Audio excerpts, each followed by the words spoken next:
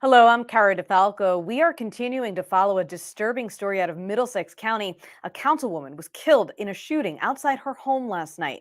Sayreville Councilwoman Eunice Dwumfour, a Republican who was only 30 years old.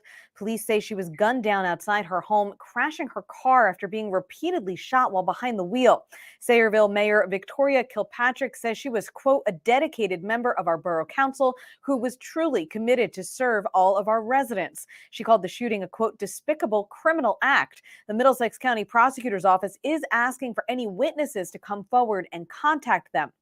Governor Murphy has also released a statement saying, quote, I am stunned by the news of Sayreville Councilwoman Eunice Dwumfour's murder last evening in an act of gun violence. Her career of public service was just beginning, and by all accounts, she had already built a reputation as a committed member of the Borough Council who took her responsibility with the utmost diligence and seriousness. Joining me now is former New Jersey legislator John Wisniewski. John, I understand that you actually knew Councilwoman Dwumfour personally. Yeah, I've known her for the year that she's been on the governing body. I got to meet her after she was elected first in 2021. And everything you've said about her really describes her accurately. She was a woman of faith who took that faith to the governing body and often talked about it when she would make statements from the dais. She was committed to the borough of Sayreville and to her job as a councilwoman, and she'll be greatly missed by the community and especially by her family. And I did want to ask you about her family. I understand she was also a mother. She has a 12-year-old and she's a mother, and obviously this just compounds tragedy upon Oh, tragedy. heartbreaking. To have somebody driving home, what the accounts say is she was in her vehicle. Somebody on foot or adjacent to the vehicle opened fire and fled, leaving her dead. Her car crashed into adjoining vehicles. Mm. The only what we hope is in this day where video surveillance is pretty much ubiquitous, people have security cameras. Hopefully, somebody will be able to turn something up that shows perhaps an image of an individual or maybe a vehicle to help bring this criminal to justice. Absolutely. John, what else are you hearing about the investigation? I mean, do you have any idea where they are? I mean, other than, we know that this has been the end result. Anything more than that at the moment? I think it's very early to make any judgments about the investigation other than what we already know. That, for the concern of the community, it appears that Councilwoman Dwumfour was targeted by somebody. Mm. The reason we don't know. Was it a case of mistaken identity, for instance? We don't know. Whoever it was fled. I believe that the accounts are that there were 6 shots and there were shell casings found in the area. Neighbors who had heard the gunshots called it into police, who responded very quickly. But unfortunately, the damage done by the gunshots at close range had already taken Eunice's life. Mm.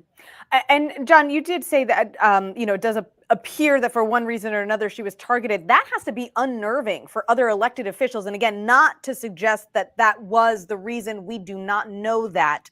But as a former legislator, someone who's been in the public eye, is this a general concern for safety when you are a servant of the people? Well, generally, Kara, I would say no. But we live in an atmosphere of heightened animosity. We live at a time when people don't feel like just their voices matter. And some Right. people we've seen over the years recently have taken matters into their own hand and taken violent steps. So that's something that has to cross your mind. Now, and like I said, in this particular case, it's not clear as to why they shot Eunice, whether she was a deliberate target or whether perhaps they thought she was somebody else. But yes, if you're an elected official, it certainly gives you pause for concern. Now, John, as you're as an attorney now, can you tell us what happens next in an investigation like this?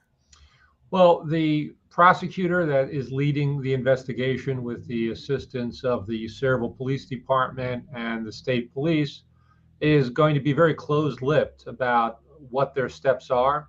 They don't want to spook whoever the perpetrator is. They don't want to scare that person into fleeing. They don't want them to think they know who it is. So they're going to keep the information close to their vest, other than that which has already been publicly knowledged.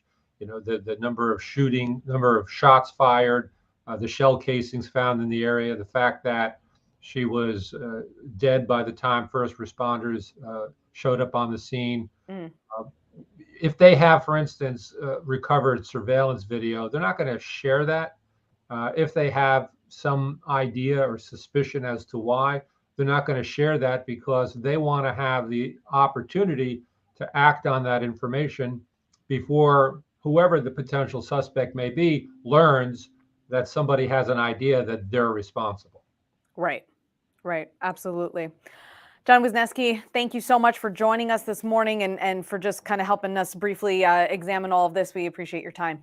Yeah, I'm sorry to have to join you on such a somber occasion. Absolutely, absolutely. Thanks again, John. Thank you. Once again, we're continuing to follow the shooting death of Sayreville Councilwoman Eunice Dwumfour and the investigation into her death. We will, of course, bring you more information as we learn it. Thanks again for watching. I'm Cara DeFalco.